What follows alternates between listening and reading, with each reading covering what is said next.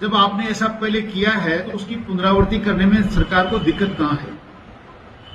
कन्हैया की हत्या के मामले में जब 50 लाख रुपया और 2 नौकरियां दी जा सकती हैं, तो फिर इंद्र की हत्या के मामले में 50 लाख रुपया और सरकारी नौकरी देने में क्या बाधा आ रही है? क्या सरकार के खजाने में एक गरीब मजलूम मरहूम मृतक के परिवार के लिए को देने के लिए मात्र 50 लाख रुपए नहीं? क्या सरकार ऐसे परिवार को संभालने की जिम्मेदारी नहीं लेती कि जिनका बच्चा बड़ी मुश्किल से जो उसको पढ़ाने की व्यवस्था कर रहे थे, उसको उसके परिवार को का भरण पोषण कैसे हो, इस बात की चिंता क्या सरकार का जिम्मा नहीं? इन सब चीजों को छोड़कर सरकार मात्र से एक बात को सिद्ध करने में लगी है कि ये लड़के ने, बच्चे ने, इंद्र मेघवाल ने मटके से पानी पिया या नहीं पिया। बच्चे ने पानी पिया कि नहीं पिया देश की जनता का विषय नहीं है। बच्चे ने कहां से पानी पिया ये हमारा मैटर नहीं है, ये उनके परिवार का विषय नहीं है। हम तो मात्र ये जानना चाहते हैं कि इंद्र मेघवाल की हत्या हुई कि नहीं हुई। इंद्र मेघवाल की हत्या कन्हैया की हत्या से भी नृशंस हत्या है। कन्हैया की हत्या करने वाले लोग अपने आप को आतंकी कहते हैं, उनका ये पेशा हो सकता है। इंद्र की हत्या करने वाला तो अपने आप को शिक्षक कहता है, गुरु कहता है, उसने गुरु की महिमा को शर्मसार किया है। उससे बड़ी सजा इसकी होनी चाहिए। कन्हैया के हत्यारों को आप फांसी देते हैं तो इसके टुकड़े टुकड़े किए जाने चाहिए, एक बार नहीं अनेकों बार फांसी चढ़ाया जाना चाहिए।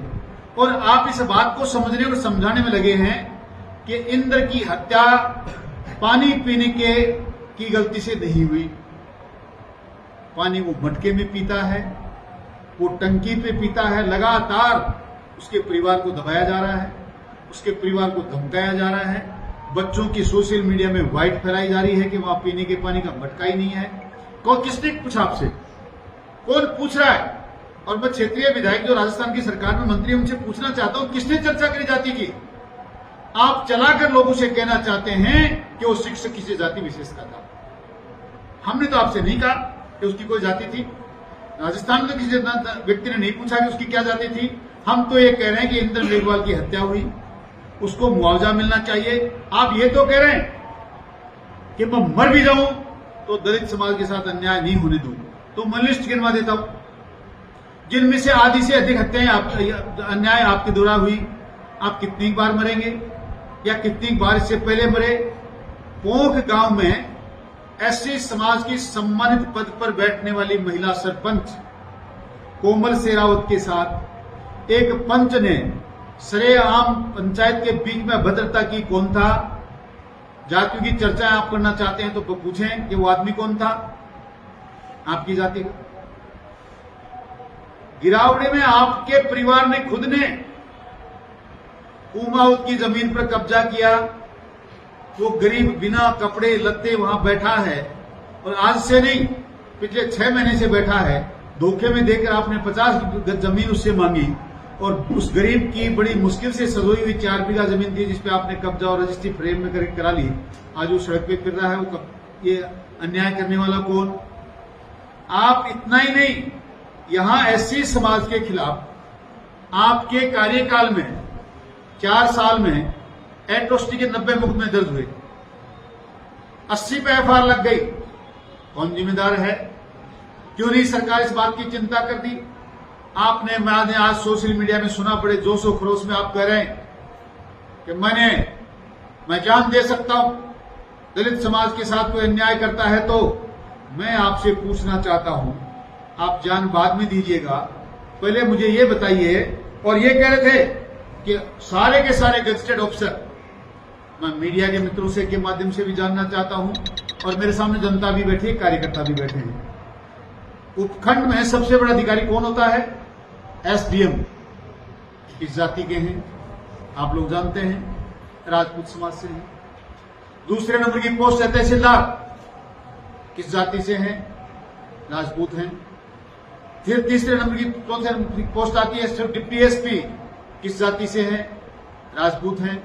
इवन जिले तक को आपने छोड़ा नहीं, जिले में एडिशनल एसपी आपने अपनी जाति का लाके बैठाया, और तो और एसपी तक भी आपने छोड़ा नहीं, वो आपकी जाति का नहीं तो आपकी जाति का दामाद है।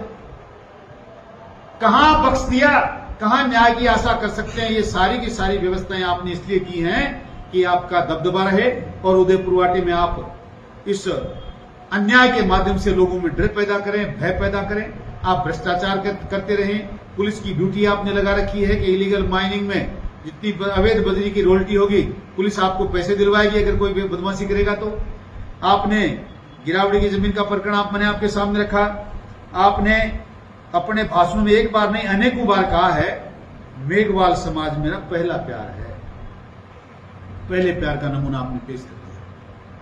कल तो आपने सुराना गांव में इंद्र की हत्या के मामले में बड़ा जोर शोर से बोला। मैं आपको धन्यवाद देना चाहता हूं कि आप अन्याय के खिलाफ लड़ना चाहते हैं, पर मैं ये जानना चाहता हूं कि अन्याय कल चारों तरफ से जब दबाव पड़ा है, मेघवाल समाज ने जब आवाज बुलंद की है, अपने हकों को लड़ने के लिए अपनी इकबाल को बुलंद किया है, और आपको लगने लगा कि जमीन खिसकने वाली है, तो कल बात तो दो बात आपने बोली, पर इससे पहले जो मेरी लिस्ट आपके सामने मैं रखूं उसके बारे में आप क्या कहना चाहते हैं कि 8 बार बलात्कार करने वाले लोगों के बीच में आपने अपने फार्म पर कहा कोई मर जाए तो मैं दरी पर जाकर बैठ जाऊं। बताओ बलात्कार करने वालों का मैं क्या करूं? आप सोचिए, आप सुनिए। आपके क्षेत्रीय विधायक की भाषा जो राजस्थान सरकार का पार्ट है वो ये कहते हैं अगर कोई इंसान मर जाता तो कम से कम मैं बैठने तो जाता, बलात्कार हुआ है बताओ इसमें मैं क्या करूं? ये भाषा है दलित समाज का, ऐसी समाज का मान सम्मान करने की। इनके गांव के एक ऐसी समाज का वृद्ध व्यक्ति 50 साल का बूढ़ा आदमी इनके फार्म हाउस पे न्याय मांगने गया, उनकी महिला को किसी ने अगवा कर लिया और उससे किस प्रकार की भाषा में बात की गई मैं आपके सामने बोल नहीं सकता। वैसी बात तो एक आम आदमी भेड़ चराने वाला जंगल में नहीं कर सकता जिस भाषा में उसको के साथ बात की गई, और वो व्यक्ति रोता रोता लोगों के बीच में सामने गया। मैं ये जानना चाहता हूं कि करौली में एक जेईएन के साथ मारपीट हुई, सरकार सिद्ध कर रही है, पोस्टमार्टम होगा आपको, उसका मेडिकल रिपोर्ट सिद्ध कर रही है कि उसके 22 फ्रैक्चर हुए। आप वहां क्या करने गए थे? आप वहां दलित समाज के एक अधिकारी के 22 फ्रैक्चर होने के बाद अस्पताल मुझसे मिलने नहीं गए, उसके लिए न्याय नहीं मांगा।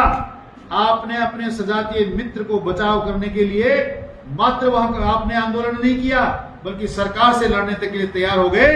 अगर मलिंगा जी के साथ कोई बात हुई तो आप तो धमकी रोजाना देते हैं। ये इस्तीफा तो आप रोजाना हाथ में लिए घूमते हैं। आप उस दिन भी इस्तीफा दे रहे थे, आप कल भी इस्तीफा दे रहे थे। ये इस्तीफा एक बार दे देते तो पता तो चलता इस्तीफा दिया कैसे जाता है। आप जो लगातार बार बार कभी कहते हैं मैंने 60 करोड़ रुपए ठुकरा दिए, 25 करोड़ रुपए ठुकरा दिए। ये जनता आपसे पूछ रही है उस व्यक्ति का नाम तो बताओ जो आपको 60 करोड़ ऑफर करा था।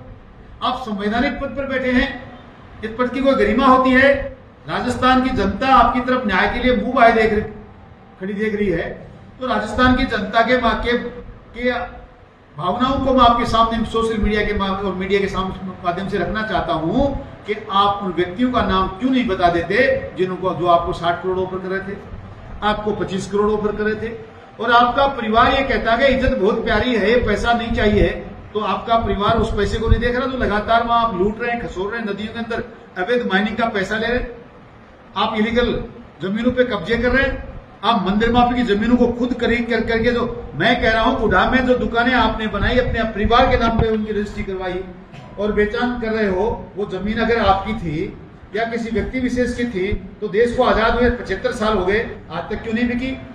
है कोई व्यक्ति जो कह सके कि बाजार के अंदर ऐसी चीजें नहीं बिकती हैं? अब आपके यहाँ तजवीज बैठी, सरकार आपके दबाव में आई, आप मंत्री बने, आपने सारा फर्जीवाड़ा करके अपने सजातीय लोगों को अधिकारी बनाकर, एसडीएम बैठाकर, तहसीलदार बनाकर इलीगल जमीनों पर कब्जा किया, इलीगल आपने उसकी रजिस्ट्रियां करवाई, इलीगल उनके फैसले करवाए। कितना पैसा वहां से आया? आपके परिवार ने उस काम के लिए नहीं रोका आपको? क्या वहां बेइज्जती नहीं होती? पुलिस आपके माध्यम से वसूली करा कर आपके यहाँ भेज रही है, वो उसमें आपकी का परिवार मना नहीं करता।